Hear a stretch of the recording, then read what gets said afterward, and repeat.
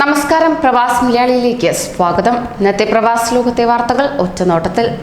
ഗൾഫിൽ 39 കോവിഡ് മരണം കൂടി റിപ്പോർട്ട് ചെയ്തു. ഇതോടെ മൊത്തം മരണസംഖ്യ 7417 ഉയർന്നു.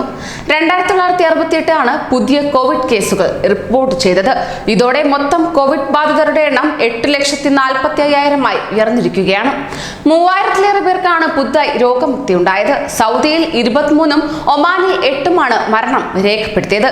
കുവൈറ്റിൽ 4-ഉം UAE-യിൽ 3-ഉം ബഹ്റൈനിൽ ഒരാളും കോവിഡ് ബാധിച്ച് മരിച്ചു. ഖത്തറിൽ പുതുതായി മരണം സ്ഥിരീകരിച്ചിട്ടില്ല. കോവിഡ് കാലത്ത് കാലാവധി പിന്നിട്ട താമസ വിസക്കാർക്ക് UAE-യിൽ നിന്ന് ഫൈൻ കൂടാതെ മുടങ്ങാനുള്ള അവസാന സമയം ഈ മാസം 11-ന് അവസാനിക്കുന്നതാണ്. പിന്നീട് UAE-യിൽ തങ്ങുന്ന ഓരോ ദിവസത്തിനും ഫൈൻ നൽകേണ്ടി വരുമെന്ന് അധികൃതർ മുന്നറിയിപ്പ് നൽകി. കോവിഡ് വ്യാപനം മൂലം നിർത്തിവെച്ച തൊഴിൽ വിസകൾ വീണ്ടും അനുവദിക്കാൻ UAE തീരുമാനിച്ചു. ഇതോടെ UAE-യിലേക്ക് ജോലിക്കായി വരാൻ കാത്തിരിക്കുന്ന മലയാളികൾ അടക്കമുള്ള പ്രവാസികൾക്ക് എൻട്രി പെർമിറ്റ് ലഭിക്കുന്നതാണ്. ഒമാനിൽ വാഹനാപകടത്തിൽ കണ്ണൂർ സ്വദേശി അടക്കം 2 പേർ മരിച്ചു. അഴീക്കോട് കപ്പക്കടവ് സ്വദേശി കാക്കടവൻ വീട്ടിൽ മുഹമ്മദ് ഷാനിഫും ബംഗ്ലാദേശ് സ്വദേശിയുമാണ് മരിച്ചത്. സലാലക്കടുത്ത് മിർബാത്തിൽ ചൊവ്വാഴ്ച പുലർച്ചെയായിരുന്നു അപകടം. ഇവർ സഞ്ചരിച്ച സ്കൂട്ടറിൽ സ്വദേശി ഓടിച്ച വാഹനമിടിച്ചാണ് അപകടം ഉണ്ടായത്. 4 വർഷമായി സലാലയിലുള്ള ഇദ്ദേഹം മിർബാത്തിൽ ഫുഡ് സ്റ്റഫ് കട നടത്തി വരികയായിരുന്നു. കടയടച്ച് മുറിയിലേക്ക് മടങ്ങുമ്പോഴായിരുന്നു അപകടം ഉണ്ടായത്. ഇന്ത്യയും ഒമാനും തമ്മിലുള്ള എയർ ബബിൾ ധാരണ പ്രകാരമുള്ള സർവീസുകൾ ഒമാൻ എയറും സലാം എയറും പ്രഖ്യാപിച്ചു. ഒക്ടോബർ 8 മുതലാണ് സർവീസുകൾ ആരംഭിക്കുന്നതെന്ന് ഒമാൻ എയർ അറിയിച്ചു. ഇന്ത്യൻ നഗരങ്ങളിലേക്ക് ആഴ്ചയിൽ 2 സർവീസുകൾ വീതമാണ് ഒമാൻ എയർ പ്രഖ്യാപിച്ചത്. ദില്ലി, മുംബൈ, കൊച്ചി എന്നിവിടങ്ങളിലേക്കാണ് സർവീസുകൾ ഉൾപ്പെടുത്തിയിട്ടുള്ളത്. ദില്ലിയിലേക്ക് തിങ്കളാഴ്ചയും ബുധനാഴ്ചയും, മുംബൈയിലേക്കും കൊച്ചിയിലേക്കും ഞായറാഴ്ചയും വ്യാഴാഴ്ചയുമാണ് സർവീസുകൾ ഉണ്ടാകുക. ഒക്ടോബർ 24 വരെ ഇതേ സമയക്രമം ആയിരിക്കും. ആഭ്യന്തര മന്ത്രാലയത്തിന്റെ പൊതുസേവന ആപ്പായ മെട്രാഷ് 2 വഴിയാണ് കമ്പനികൾക്ക് തൊഴിലാളികളുടെ താമസാനുമതി അഥവാ റെസിഡൻസി പെർമിറ്റ് ഓട്ടോമാറ്റിക്കായി പുതുക്കാൻ അവസരമൊരുക്കിക്കൊണ്ട് ഖത്തർ രംഗത്തെത്തിയിരിക്കുന്നു. മെട്രാഷ് 2-വിൽ ഇതിനായി ഏർപ്പെടുത്തിയ പ്രത്യേക ഓപ്ഷനിൽ കമ്പനികൾ രജിസ്റ്റർ ചെയ്തിരിക്കണം. രജിസ്ട്രേഷൻ പൂർത്തിയാകുന്നതോടെ കമ്പനിയിലെ തൊഴിലാളികളുടെ RP കാലാവധി തീരുന്ന പക്ഷം ഓട്ടോമാറ്റിക്കായി പുതുക്കപ്പെടുന്നതാണ്. കോവിഡ് പശ്ചാത്തലത്തിൽ നിർത്തിവെച്ച ഉംറ കർമ്മം 7 മാസങ്ങൾക്ക് ശേഷം പുനരാരംഭിച്ചു.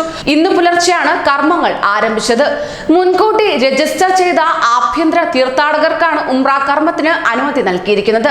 മാർച്ച് 4-നായിരുന്നു കോവിഡ് പ്രതിരോധ നടപടികളുടെ ഭാഗമായി ഉംറ കർമ്മം നിർത്തിവെച്ചിരുന്നത്. കോവിഡ് വെല്ലുവിളികൾക്കിടയിലും വിദ്യാഭ്യാസ മേഖലയിൽ സേവനം നടത്തുന്ന അധ്യാപകർക്ക് ആദരവുമായി ഖത്തർ എയർവേസ് രംഗത്തെത്തി. ലോക അധ്യാപക ദിനവുമായി ബന്ധപ്പെട്ട് 21,000 സൗജന്യ ടിക്കറ്റുകൾ അധ്യാപകർക്കായി നൽകുമെന്നാണ് പ്രഖ്യാപനം. ഒക്ടോബർ 5 മുതൽ 8 വരെയുള്ള ദിവസങ്ങളിലായി ഇന്ത്യ ഉൾപ്പെടെയുള്ള വിവിധ ലോകരാജ്യങ്ങളിലെ അധ്യാപകർക്ക് ഇതിനായി രജിസ്റ്റർ ചെയ്യാം. UAE-യിൽ താമസരേഖകൾ നിയമാനുസൃതമാക്കാനുള്ള സമയപരിധി ഞായറാഴ്ച അവസാനിക്കുന്നതാണ്. കോവിഡ് പശ്ചാത്തലത്തിൽ വിസ നടപടിക്രമങ്ങൾ പൂർത്തിയാക്കാൻ പ്രയാസമുള്ളതിനാൽ രണ്ടാമത് നൽകിയ സമയപരിധിയാണ് അവസാനിക്കുന്നത്. 12-ന് മുൻപ് വിസയും അനുബന്ധ രേഖകളും നിയമാനുസൃതമാക്കുകയോ രാജ്യം വിടുകയോ ചെയ്യണമെന്നാണ് എമിഗ്രേഷന്റെ അറിയിപ്പ്. വൈദ്യപരിശോധനയ്ക്കുള്ള കേന്ദ്രങ്ങൾ സജ്ജമാണ്. അനധികൃത താമസത്തിന് തിങ്കളാഴ്ച മുതൽ പിഴ ചുമത്തുകയും ചെയ്യും. പിഴ കൂടാതെ നടപടികൾ പൂർത്തിയാക്കാനുള്ള സമയപരിധിയാണ് അവസാനിക്കുന്നത്. ഒമാനിൽ കോവിഡ് രോഗികൾ വർദ്ധിക്കുന്നതായും ആശുപത്രികളും തീവ്രപരിചരണ വിഭാഗങ്ങളും നിറയുന്നതായും ആരോഗ്യമന്ത്രി ഡോക്ടർ അഹമ്മദ് അൽ സൗദി വ്യക്തമാക്കി. ഞായറാഴ്ച 210 രോഗികളാണ് തീവ്രപരിചരണ വിഭാഗത്തിൽ ഉണ്ടായിരുന്നത്. രാജ്യത്ത് ആദ്യമായാണ് ഇത് സംഭവിക്കുന്നത്. രാജ്യത്തെ ആശുപത്രികൾ പരമാവധി ശേഷിയിലേക്ക് അടുക്കുകയാണെന്ന് മന്ത്രി മുന്നറിയിപ്പ് നൽകി. ഒമാനിൽ പ്രവാസി തൊഴിലാളികൾ വിൽപ്പനയ്ക്കായി മദ്യം സൂക്ഷിച്ച 2 സ്ഥലങ്ങളിൽ കസ്റ്റംസ് പരിശോധന നടത്തി. 18,000-ലധികം മദ്യക്കുപ്പികളാണ് ഇവിടങ്ങളിൽ നിന്ന് കസ്റ്റംസ് പിടിച്ചെടുത്തത്. ജനറൽ അഡ്മിനിസ്ട്രേഷൻ ഓഫ് കസ്റ്റംസ് നടത്തിയ പരിശോധനയിലാണ് മദ്യം കണ്ടെത്തിയിരിക്കുന്നത്.